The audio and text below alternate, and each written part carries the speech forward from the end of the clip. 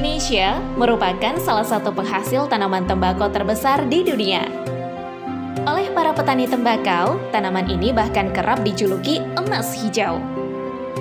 Tiap daerah juga memiliki kekhasan cita rasa masing-masing. Tembakau lokal Indonesia juga dikenal memiliki kualitas tinggi. Bahkan, jenis tembakau Indonesia merupakan komoditas yang paling diburu di pasar tembakau internasional. Purbalingga, sebuah kabupaten di Jawa Tengah, memiliki sejarah manis mengenai tembakau sejak era kolonial Belanda. Tembakau Purbalingga ternyata telah kondang sejak masa penjajahan Belanda di Indonesia. Bahkan, kualitasnya yang premium menjadikan tembakau Purbalingga sebagai bahan pembungkus cerutu nomor wahid di belahan Eropa. Tak ayal, komoditas primadona tersebut bernilai tinggi di pasaran. Berdasarkan data yang dihimpun oleh J.H. Liftingzong tahun 1906, dalam bukunya The Tobacco Plantage of Sumatra, Java and Borneo, ada 4 pengusaha perkebunan tembakau di Karesidenan Banyumas. Di antaranya, ada Culture Mas Hapich Patikraja dari Purwokerto yang dipimpin oleh Condorfer. Lalu, ada The Erfon de Wet Vanel atau yang biasa dikenal dengan Vanel dari Purbolinggo dan Bobotsari yang dipimpin seorang administrator bernama Hendrik Broekman. Ada pula Mulder Dekker & Co yang berpusat di Kandang Gampang Purbolinggo di bawah kepemimpinan Cijequis. Ada pula Lanbo Mas Hapich Sokaraja dari distrik Sokaraja Banyumas di bawah kepemimpinan Leng.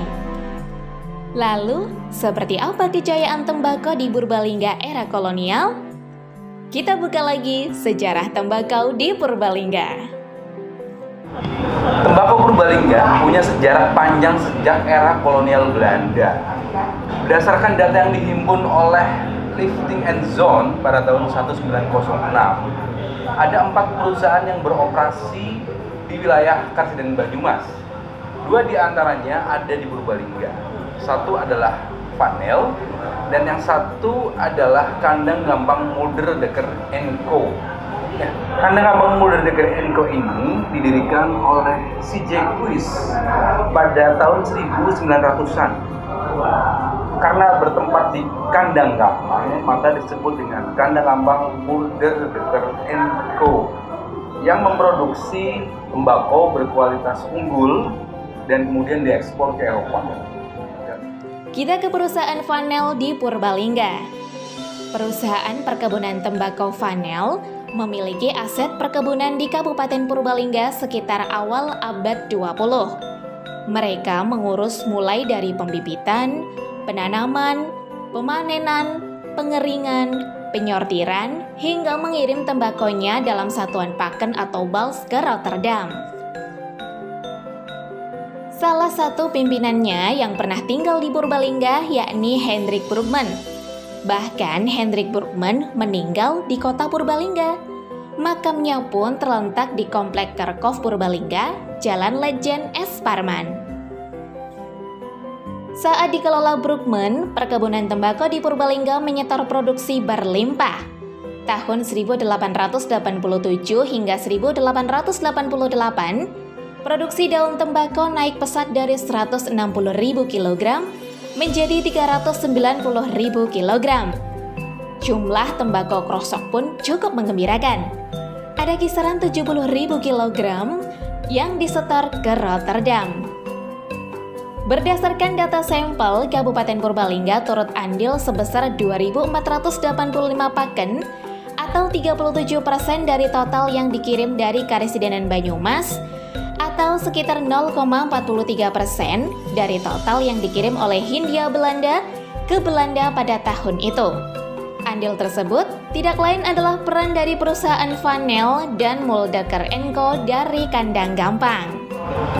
Kemudian, selain tembakau yang diproduksi oleh perusahaan kolonial Belanda, juga ada tembakau yang diproduksi oleh pengusaha-pengusaha Tionghoa. Salah satunya adalah Kweli Keng, pemilik perusahaan Guanli Handel Culture. Peliking ini rumahnya sampai sekarang masih bisa kita saksikan, ada di Jalan Wirasaba di Gang Mayong. Nah, Peliking ini memproduksi rokok bukan untuk ekspor seperti Kandang Gampang Muda dari Kemko atau seperti Vanel, tapi dia memproduksi rokok untuk produksi rokok lembak menyan. Nah, Liken ini cukup terkenal saat itu dan produksinya ada rokok merek Ampak dan Wahid yang itu tenar di kalangan masyarakat Banyumas kala itu. Culture Address Book yang diterbitkan tahun 1937 menyebutkan perusahaan tembakau lain yang ada di Purbalingga adalah Guan Li Handel and Culture. Perusahaan itu dimiliki oleh pengusaha Tionghoa kaya raya di Purbalingga, Quang Li Keng, yang didirikan pada tahun 1915. Tembakau yang diolah Guan Li ini diperuntukkan bagi olahan rokok lembak menyan yang dikenal dengan rokok siong. Rokok ini banyak diproduksi oleh perusahaan etnis Tionghoa, terbuat dari daun tembakau, akar kelembak, dan kemenyan yang dilenting dengan kertas papir. Rokok produksi Guan Li masih eksis sampai kisaran akhir periode 1950 dengan merek Kapak seri Super dan Wahid. Rumah Likeng sampai saat ini masih bisa disaksikan di Jalan Wirasaba, Gang Mayong. Tak hanya Guan Li, dalam laporan yang ditulis oleh Van Reygen bahwa tahun 1929 hingga 1930, total ada 7 usaha rokok lembak menyan yang diproduksi warga Tionghoa di Purbalingga untuk industri kecil. Nah, dahulu untuk memfasilitasi berbagai macam perusahaan agribisnis termasuk perusahaan tembakau yang ada di Purbalingga untuk distribusinya, kita mempunyai namanya stasiun Kandang Gampang. Nah, stasiun Kandang Gampang ini menjadi jalur distribusi utama waktu itu komoditas-komoditas seperti gula dan juga tembakau. Nah, di dekat stasiun Kandang Gampang terletak Tabak Lodsen atau gudang-gudang tembakau kala itu. Dan ketika kemudian Kandang Gampang mulai dari Kemko berubah menjadi PT Gemit, Gading Mas Indonesia Tobacco, masyarakat sering menyebut stasiun Kandang Gampang sebagai stasiun Gemit. Lalu perkembangan tembakau di Purbalingga usai era kolonial. Di Purbalingga, pernah ada Tobacco Indonesia Corporation atau TIC yang mengekspor tembakau berkualitas untuk bungkus cerutu ke Bremen, Jerman. TIC itu lantas dinasionalisasi menjadi perusahaan Gading Mas Indonesia Tobacco atau GMIT usai Indonesia merdeka. GMIT mencapai masa keemasannya dan berjaya sampai era tahun 1980-an. GMIT adalah perusahaan yang terkemuka waktu itu. Gudang-gudang tembakonya besar dan berjumlah puluhan. Gudang GMIT tersebar di berbagai wilayah di Purbalingga. Saat itu, GMIT merupakan perusahaan besar yang menampung tembakau produksi Kabupaten Purbalingga dan sekitarnya untuk diekspor. Warga di seputaran perusahaan tersebut mengenang bahwa pada masa puncaknya, pabrik tersebut sangat ramai. Jumlah karyawannya ribuan jika pada musim puncak produksi tembakau.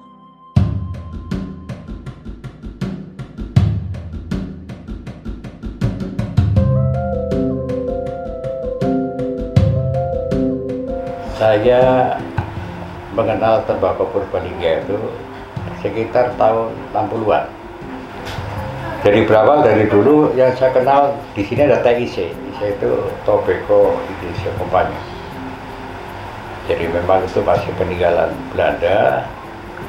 Kemudian ke sini menjadi PT Gading Mas Indonesia Tobacco, PT GMIT. Jadi saya juga dekat dengan teman-teman sinder-sinder itu. Saya juga tahu lokasi-lokasi gudang-gudang tembakau, sebab setiap saat itu saya diajak untuk menemani malam hari ngomprong. Zaman itu ngomprong tembakau yang sudah yang masih basah disantel-santelakan di gudang itu supaya kering. Itu namanya ngomprong. Tembakau Purbalingga itu memang terkenal sekali dan itu tembakau pilihan. dan ini khusus untuk Bontel Soto. Jika dulu kita ini Purbalingga ekspor tembakau ke Bremen, itu khusus daun tembakau dari Purbalingga, dari GMT. Nah, saya itu istilahnya dari bawah, bahasa Belandanya itu masih leerling employee. Leerling itu bahasa Indonesianya percobaan, pegawai percobaan 3 bulan. Setelah 3 bulan lah saya diangkat menjadi employee. Employee itu udah pekerja tetap, udah pangkatnya naik jadi sinder. Di perkebunan istilahnya itu sinder, kepala kebun itu sinder. Nah, saya diberi tugas untuk memperluas ini areal tembakau dan pengiringannya, tugasnya itu.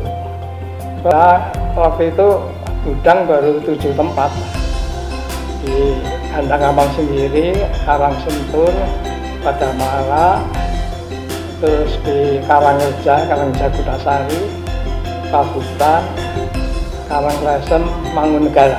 Itu aslinya hanya 7 dari zaman Belanda. Alhamdulillah aku ditugaskan bisa sampai menjadi ya 2 kali lipat diperluas. Sebab namanya tembakau itu bisa berhasil sukses kalau tembakau ini kan dia ekspor, bukan pasaran dalam negeri. Ekspor ke negeri Belanda, ke Jerman. Itu kalau produksinya bisa 3.000, apalagi sampai 5.000 bal. Istilahnya bal itu tembakau di pak itu 80 kilo 1 pak.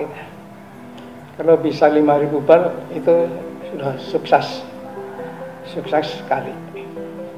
Jelas setelah diperluas itu produksinya bisa lebih dari 5.000 bal, 6.000, 7.000 bal. Kenal tembakau Banyumas NO. Tembakau NO itu Naox, itu hujan, tembakau hujan. Tembakau yang dipanennya pada waktu hujan. Jadi tembakau itu kalau dibiarkan itu kan tebal sekali. Kalau kena hujan, larutan-larutan yang nempel di tembakau itu larut, jadi tipis. Lah itu yang bikin kualitas bagus. Yang utama ini kan bahan cerutu. Pembungkusnya juga daun tembakau, isinya juga daun tembakau. Yang paling mahal itu pembungkus cerutu. Kalau isinya itu tembakau krosok, tembakau isian itu. Kalau namanya pembungkus itu harus utuh, lembaran utuh. Nah itu yang sangat mahal itu. Ceritanya ini zaman Belanda dulu sebelum saya masuk, 1 bal itu 1 mercy harganya. 1 bal yang dikirim ke Jerman kalau dihargakan uang itu bisa dapat sedan. Tembakau 1 bal biasa 1 mercy itu ceritanya yang tembakau yang kualitas paling utama, kualitas 1. Jadi tembakonya itu harus tipis, halus, elastis, tidak gampang sobek. Itu daun yang paling mahal. Direksinya ini jangan kaget, semuanya Belanda. Yang kontrol itu Belanda. Kalau ada daun tembakau itu tergeletak di lantai gudang, itu mesti marah. Ini harus hati-hati, ini mahal sekali itu. Yang di Hardik itu ya yang di situ, kepala gudang di situ. Jadi betul-betul itu apa? Kalau ada direksi orang Belanda itu ada 2-3 orang, dampingi administratornya yang tepat dan kepala pengelolaan, kemana aja diikuti. Dikontrol daunnya benar-benar itu kualitas 1. Kalau daun kualitas 1 itu daunnya diikat menjadi kesatuan semacam itu ya, utuh, tangkainya yang diikat. Jadi seperti kipas itu, seperti kipas. Ini semua lembar demi lembar, tidak boleh ada lubang satupun. Kalau di tembakau namanya lubang itu gombal. Gombal kalau 1 gombal 1, kalau 2 gombal 2. Gitu. Jadi ini sama sekali tidak boleh ada lubang. Jadi pengawasannya ketat sekali. Itu ada rombongan khusus dari ibu-ibu ini, dan lupa pekerja pilihan itu ibu-ibu. Kalau laki-laki itu kurang teliti, kurang telaten.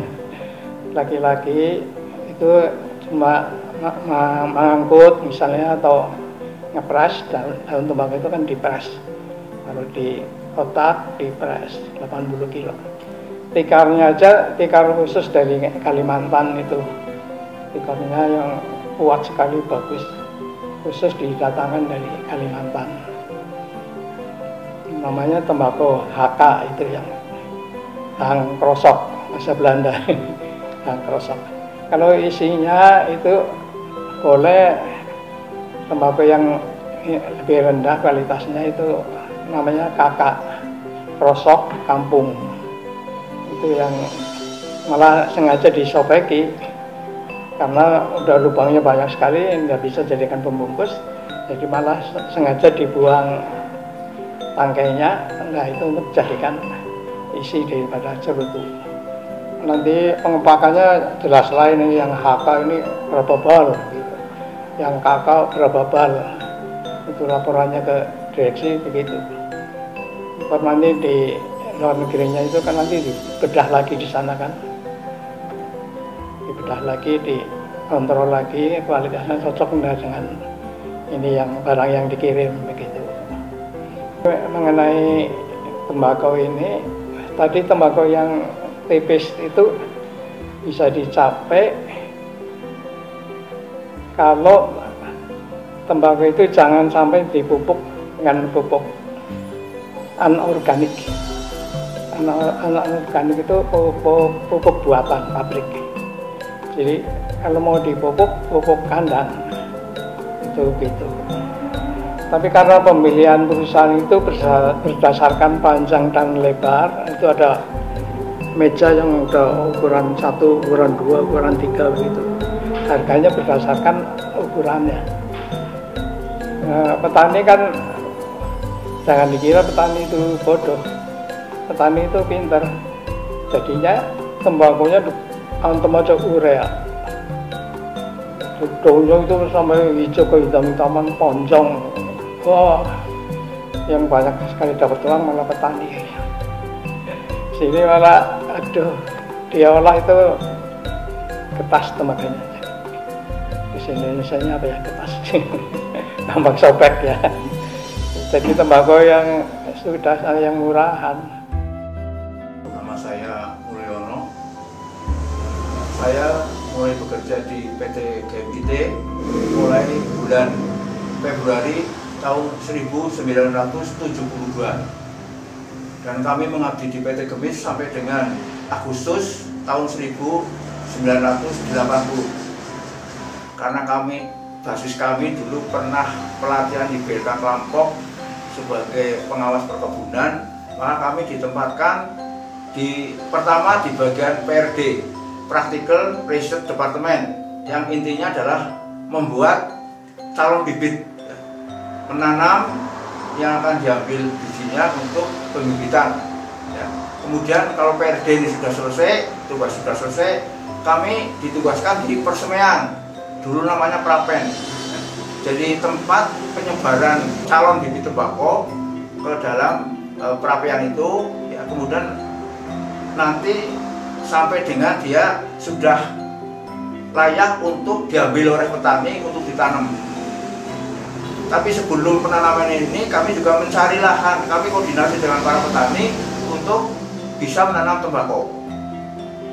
Nah kemudian setelah di persemaian atau di perapian ini selesai pekerjaan, kami dialihkan ke gudang pengering. Gudang pengering ini menerima tembakau hasil panen petani untuk diproses pengeringan di gudang pengering. Nah, di gudang pengering ini kami tugasnya ya memantau pada saat malam hari itu ada api, omprongan. Ya. Perlu diketahui satu los ini sampai 50 sampai 200 tungku. Nah, kami ngawasi di situ jangan sampai terjadi kebakaran. Ya. Dan setelah petugas di gudang pengering ini selesai, kami dimutasikan atau dipindah bekerja di bagian produksi.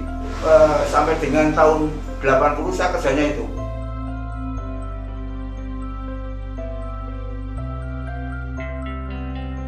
Masyarakat itu mengenal gemit betul-betul menjadi lapangan kerja.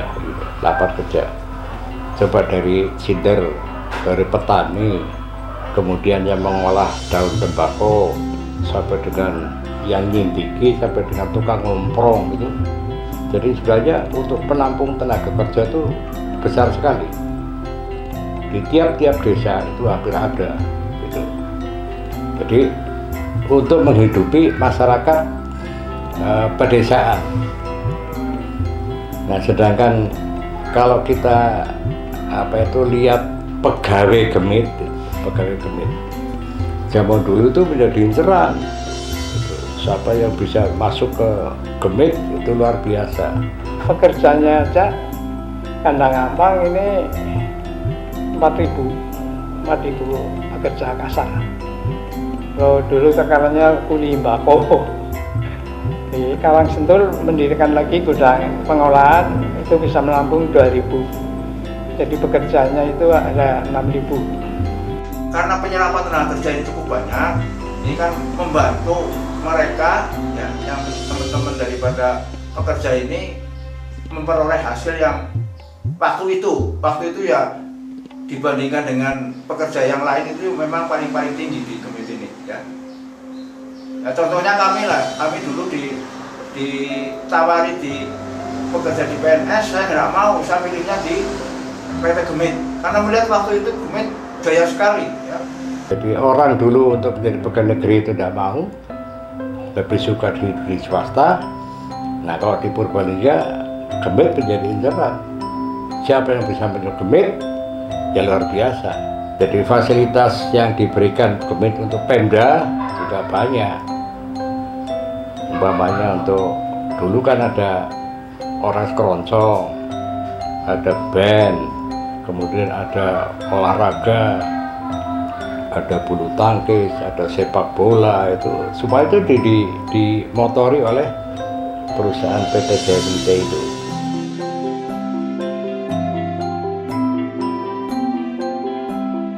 Kesejahteraan ini jelas meningkat sekali. Warung-warung jadi hidup, warung-warung makanan untuk 6.000 orang itu kan sebagian besar si belinya di warung. Kalau petaninya itu ya tembakau itu merupakan tanaman andalan atau primadona bagi petani. Panen padi aja kalah dengan panen tembakau yang hanya 3 bulan. Nah, contohnya petani bisa beli sawah lagi, kedua rumahnya jadi bagus-bagus, itu rumahnya dirombak. Zaman dulu kan kalau rumah tembok itu, wah ini rumahnya gedung, kan sampai segitu intinya. Artinya kalau rumah gedung, rumah tembok ya itu bagi orang kaya ya, istimewa ya. Itu bisa sampai untuk membangun gitu, untuk beli pekarangan. Bahkan mandor-mandor pun seperti perusahaan besar ini semacam ini itu ada pembagian keuntungan tahunan. Jadi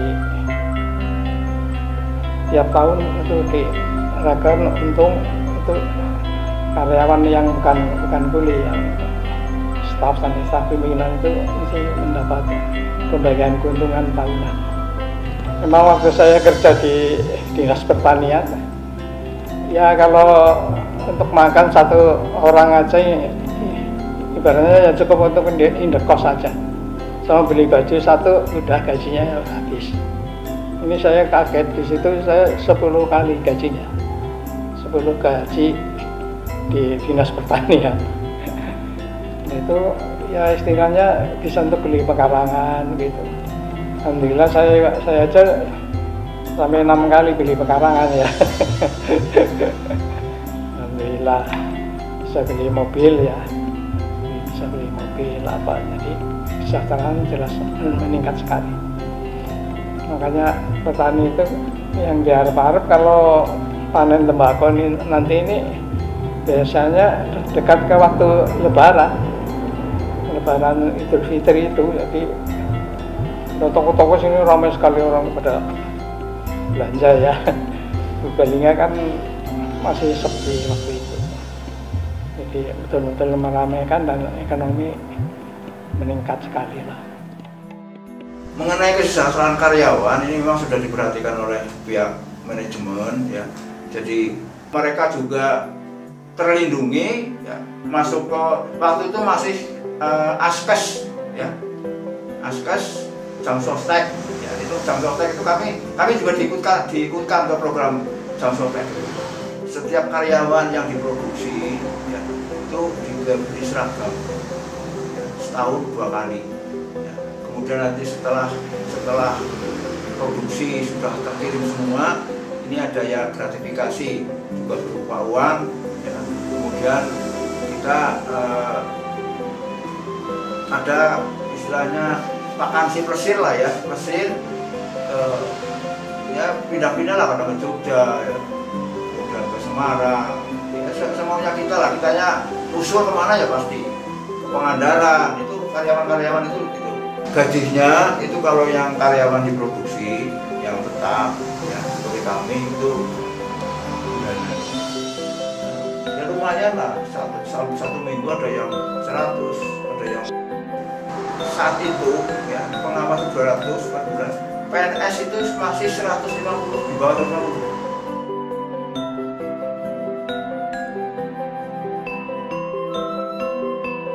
Kemunduran perusahaan itu karena masalah intern dan ekstern. Kalau ekstern ini kalah bersaing dalam mutu itu. Dulu Anda Gampang ini udah terkenal di dunia pertembakauan. Waktu kirimnya tembakau yang murah, ya kalah sama Daily juga sampai sekarang masih jalan. Ya karena itu aja, nyewa tanah sendiri, dikelola sendiri. Jadi tembakaunya bagus-bagus itu. Selain itu tadi kesalahan intern dan ekstern juga mutu kita kalah. Sampai sekarang masih Jember masih jalan Pak. Jember, bahkan Klaten masih jalan, Daily masih jalan. Tembakau Indonesia masih terkenal di sana. GMIT mulai redup pada tahun 1979, sehingga perusahaan tersebut resmi ditutup pada tahun 1981. Setelah berhenti beroperasi, asetnya pun dijual, dan saat ini kantor pusatnya sudah menjadi PT Indokore Sahabat, sebuah perusahaan yang memproduksi bulu mata palsu. Dan tembakau rakyat di Purbalingga. Tembakau rakyat di Purbalingga kini juga masih ada dan ditanam secara turun-temurun. Saat ini tersisa tembakau rakyat di Desa Kutabawa dan Serang, Kecamatan Karangreja. Luasnya juga hanya sekitar 12 hektar dan ditanam bukan sebagai komoditas utama, melainkan tanaman sela. Produknya juga lebih banyak dikonsumsi sendiri dan dijual di kalangan terbatas. Budidaya dan pengelolaan tembakau masih dilakukan secara tradisional.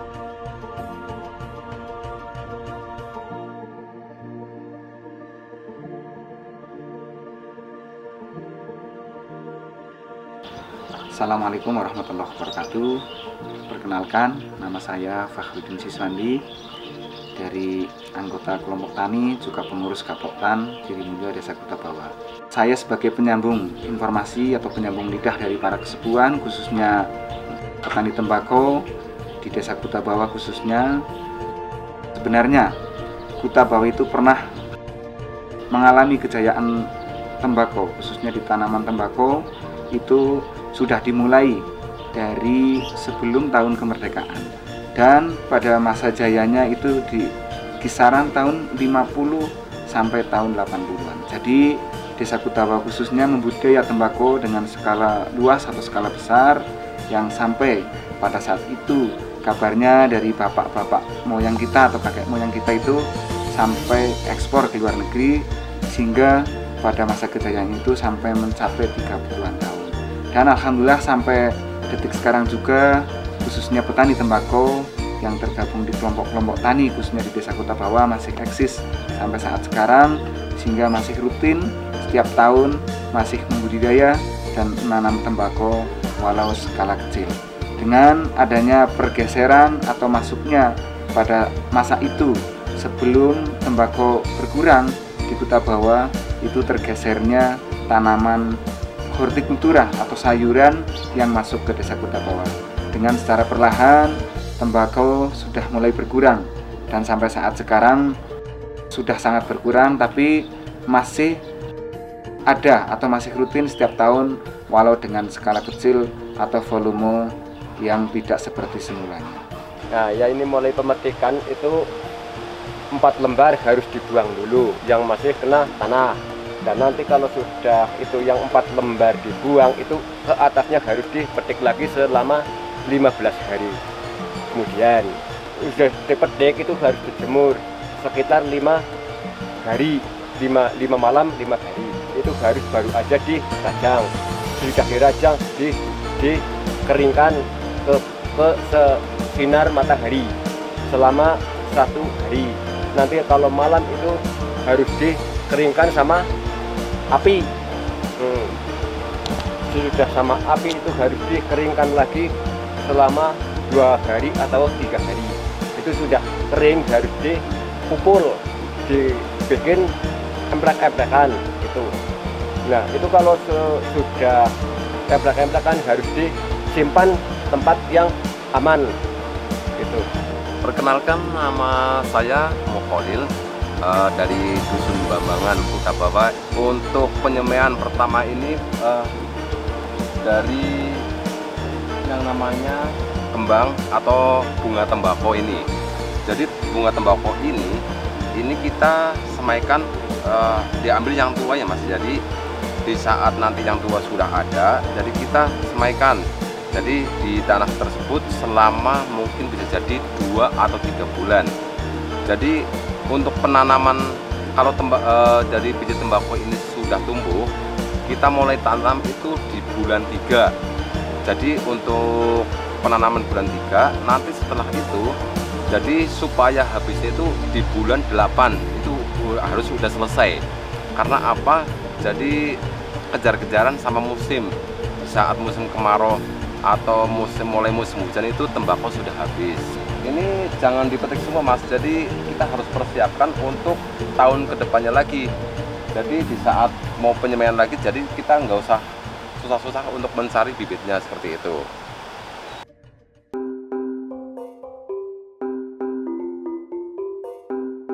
Dulu di saat belum ada bantuan dari pemerintah setempat, kita dari petani tembakau itu nanamnya paling sekitar 2 atau 300, paling banyak itu 300 batang atau 300 batang pohon ya, dari jenis tembakau tersebut. Tapi alhamdulillah sekarang adanya bantuan dari segi yang pertama pupuk ataupun dari mulsa plastik dan lain sebagainya, itu alhamdulillah sekarang dari petani tembakau sudah menanam lebih luas lagi. Jadi untuk kedepannya saya berharap supaya tidak bingung untuk dari pemasaran, dan juga berterima kasih sekali untuk pemerintah Kabupaten Purbalingga khususnya, intinya sudah membantu ya. Tembakonya itu jenisnya tembakau genjah kenanga, genjah cengis. Yang ditanam saya itu hanya lokalan. Kalau panen itu sudah 3 bulan setengah itu panen. Ya lamun siang dulu itu panennya hanya 6 bidik, 7 bidik. Ya sekarang ya sudah nyampe 40, 45 itu. Harganya lebih rendah itu kayak tembakau lokal hanya 55.000, 12 on. Iya. Iya, hanya 50.000. Kalau yang dulu itu cari apa-apa itu susah, tapi sekarang ini sudah diberi bantuan dari Dinas Kabupaten Purbalingga. Alhamdulillah ada pupuknya, ada itu mesinnya, ada itu ya macam-macam lah, banyak gitu. Kalau sekarang ini yang diminta oleh masyarakat petani, khususnya petani tembakau, itu satu ya itu seperti gobet, 2 itu gerenda, 3 mesin semprot. Dan mungkin untuk kelompok tani pada saat ini yang masih eksis untuk di kegiatan pembudidayaannya itu sangat mengharapkan pemerintah Kabupaten Purbalingga untuk pendampingan di pemasarannya, karena saat sekarang yang jadi kendala utama adalah di pemasarannya, karena produksi rutin dijalankan setiap tahun walaupun dengan jumlah yang berbeda-beda, jumlah yang tidak begitu banyak, tapi karena itu salah satu hal yang ditakutkan dari petani atau teman-teman petani yang di saat untuk menanam atau memproduksi secara skala besar terkendala dengan pemasarannya. Dan harapan dari teman-teman mudah-mudahan ke depan untuk pendampingan pemasaran sangat diperhatikan, karena ini yang sangat inti permasalahan yang belum diselesaikan dari teman-teman petani tembakau khususnya. Dan mudah-mudahan karena kita bawalah perwakilan dari Purbalingga yang sampai saat ini masih rutin atau masih eksis di dunia pertembakuan, dan mudah-mudahan dari kami atas nama pengurus kelompok mewakili teman-teman yang di kelompok tani, harapan kami ke depan perhatian dari pemerintahan sebenarnya sudah sangat begitu diperhatikan dari bantuan-bantuan yang sebelumnya, contohnya Saprodi, kegiatan-kegiatan lain seperti pelatihan dan lain sebagainya itu sudah luar biasa setiap tahun diadakan secara rutin dan intens. Tapi sampai saat detik ini yang jadi kendala besar di teman-teman kelompok tani atau teman-teman petani pembudidaya tembakau di Desa Kutabawah itu adalah di pemasaran. Dan besar harapan bagi kami khususnya mewakili dari petani-petani tembakau yang ada di Desa Kutabawah, karena di Purbalingga sudah berdiri sejak lama, yaitu PT yang membuat rokok, salah satu produk rokok, mudah-mudahan bisa menyerap produksi dari tembakau di pertanian khususnya di Desa Kutabawah. Selain untuk meningkatkan kesejahteraan petani, juga mengembalikan kejayaan tembakau khususnya secara khusus di Desa Kutabawah dan secara umum di Kabupaten Purbalingga kembali kepada masa-masa yang telah berlalu. Nah, sejarah panjang tembakau di Purbalingga sejak zaman kolonial hingga saat ini